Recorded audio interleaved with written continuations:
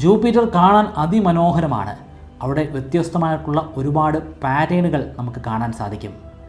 ഈ പാറ്റേണുകളുടെ അടിസ്ഥാനത്തിൽ ഒരിക്കലും ജൂപ്പിറ്റർ എത്രമാത്രം വേഗതയിലാണ് കറങ്ങുന്നതെന്ന് നമുക്ക് മനസ്സിലാക്കാൻ സാധിക്കില്ല. കാരണം ഈ പാറ്റേണുകൾ മാറിക്കൊണ്ടേയിരിക്കും.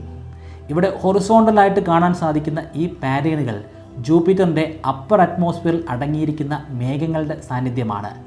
ആ മേഘങ്ങൾ ശക്തമായിട്ടുള്ള ജൂപ്പിറ്ററിലെ കാറ്റിൻ്റെ സഞ്ചാരമനുസരിച്ച് മാറിക്കൊണ്ടേയിരിക്കുന്നു. ഈ ഹൊറിസോണ്ടൽ പാറ്റേണുകൾ ചിലതൊക്കെ ക്ലോക്കിലെ സൂചി കറങ്ങുന്ന അതേ ഡിറക്ഷനിലായിരിക്കും സഞ്ചരിക്കുന്നത്. എന്നാൽ ചില പാറ്റേണുകളൊക്കെ അതിൻ്റെ നേരെ വിപരീത ദിശയിലും കറങ്ങാറുണ്ട്. ഓരോ പാറ്റേണുകളും വ്യത്യസ്തമാണ്. അതിലടങ്ങിയിരിക്കുന്ന കെമിക്കൽ കമ്പോണൻസ് വ്യത്യാസമാണ്. അതിലെ താപനിലയും വ്യത്യാസമാണ്. ഈ വ്യത്യാസങ്ങളുടെ അടിസ്ഥാനത്തിൽ ഈ ഹൊറിസോണ്ടൽ പാറ്റേണുകളെ നമുക്ക് രണ്ടായി തരംതിരിക്കാം. ഒന്ന് സോണുകൾ, മറ്റൊന്ന് ബെൽറ്റുകൾ.